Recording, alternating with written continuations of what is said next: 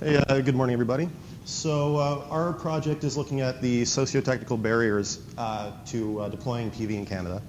So specifically, what I'm looking at, and one area we're trying to fix is the financing costs. As we've seen, the module costs are coming down quite quickly, which makes the financing a much bigger part of the entire cost of the system. And the mechanism we're proposing here is the PACE or paper program. So what this allows the municipality to do is pay the upfront cost of the energy improvement. This could be energy efficiency or PV. We're trying to emphasize PV today.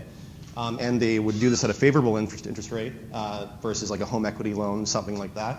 In the United States, these are called property assessed clean energy. They typically focus on both energy saving and production. In Canada, we haven't really moved to the production side. We've mostly focused on the energy savings. So how we do this program, the mechanism we use is called a local improvement charge.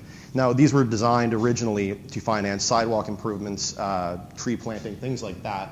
And so what you do need is a bit of a regulatory change. You need this mechanism to be applied to energy improvements, so producing and saving.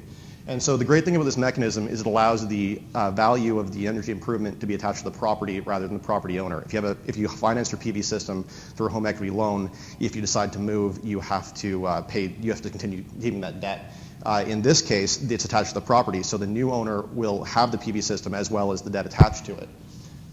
So in Ontario, Nova Scotia, these regulations are already in place, and a recent study on the attitudes towards this mechanism suggested that while they're excited about the mechanism, they would like to see bigger things like PV involved, and that's what we're saying, and that's what we're trying to give a roadmap to how we would integrate PV into these programs in Canada. So give you an idea. So what we're trying to do is address these barriers, and we've heard a bit about this. We've heard in Scott's presentation. It's a long-term investment. There are high upfront costs. There are concerns as to whether you're going to get an adequate payback on your investment, and also interest rates are relatively high, especially for a long-term investment. So what we're trying to do is address these barriers. So to give you an idea of how a homeowner would take advantage of this program. So you'd have an energy audit, and they'd go through the home. They'd say, okay, well, you can insulate your windows. You can put the insulation in the attic, things like that. And then the property owner would go through this list, and they'd say, if they do say that there's a potential for PVs, for instance, the house is oriented properly, the electricity rates are high, things like that, they could say, okay, well, we would like to invest in PV, and maybe they'd like to put some of their savings in here, and just finance part of the system using this mechanism. So the installer, the contractor would install the system. There'd be an independent quality assurance audit. And then the great thing about this is that the property owner begins making money before they pay anything. They, in the case of a feed-in tariff, they'd be making income. In the case of a net metering program or energy efficiency, they would be saving money on their bills. And so at the end of the year in their property tax assessment, there's a new charge. And that would cover part of the interest rate and part of the principal. And after 10 to 20 years, depending on the extensiveness of the improvement, it would be paid off and you'd own the system.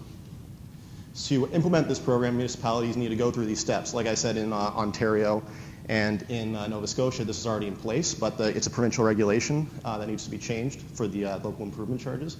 Then you need some funding sources. Typically in the United States, they're funded based on municipal bonds. This certainly has to be part of it. In the United States, they also use a bit of federal funding as well. And we're going to look a bit at the one example in Canada that really provides a framework that could work for PV after this slide. So it's really important to determine the highest return investments. This is not going to work in every single home. As we know, there are quite a few barriers to PV in Canada. So it's really important to find a pool of investment. You're going to have limited capital in any case to find the projects where you're really going to see a lot of bang for your buck. So then you need a method of contractor sourcing. In Nova Scotia, they sole source. So that they've obviously found some sort of administrative saving through that method. And then they pay for the installation, and then over 10 to 20 years, they get back all the money, including interest. So it should be revenue neutral for the municipality and revenue positive in the long term for the homeowner. So this is the Halifax Regional Municipalities project. It's called Solar City. So it's the best example of something that would work for PV in Canada. Most of these things are for energy efficiency, and they have there's a bit of talk about expanding to PV They still don't really have a lot of solar hot waters in there yet. But once they see that working, there might be, and they get a bit more money, they can expand to PV. So typically the projects are $6,400 to $8,000, 4.5% interest rate. That's a pretty favorable interest rate. And most of these homes, because of the orientation of the home, the cost of energy, they're screened out, and that's really the most important part of the program. This is an investment the city is making, so you really have to go for the homes that work the best for this. PV, energy efficiency, there's already a framework in place. You insulate your home and you're saving money on your bill already. For PV, you need something like, as we looked at in Scott's presentation, you need a feed-in tariff to really make this a solid investment, a solid, reliable investment for the municipality, or a net metering program where there are good solar resources and relatively high electricity prices.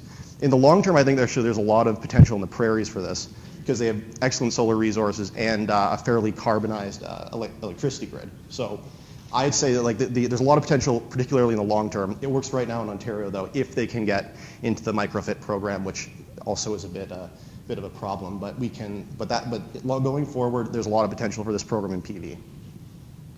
So PV has very high upfront costs. We're pretty aware of that.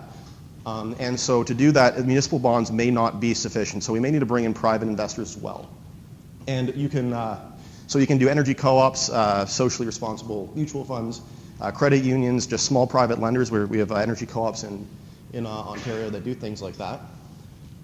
And there are a few ways you can kind of mitigate the risk for these investors, because they may be a little unsure, because we haven't really been securitizing this sort of debt before, this sort of energy-based debt. But actually, in the United States, these programs have about 1% default rate. So so far it's been relatively successful. And a loan loss reserve is actually a really interesting mechanism that works right with the local improvement charge. Because what happens if a homeowner defaults on their local improvement charge, and they lose their home, this would cover those charges until a new homeowner is found. And as I was explaining, the debt is attached to the property, not the homeowner. So this allows you to preserve the value of the loan with very minimal cost to the municipality. So the justifications, like I said, it's revenue neutral in the long term. It can be revenue positive if they want to put up the interest rate, but that's going to also lower the interest a bit, the interest in the program a bit. One big criticism of the feed-in tariff is that only people who have $20,000, $30,000 lying around can participate in it. And also some people are concerned it's raising electricity rates. But this really allows everyone, regardless of their credit rating, to participate in the feed-in tariff program.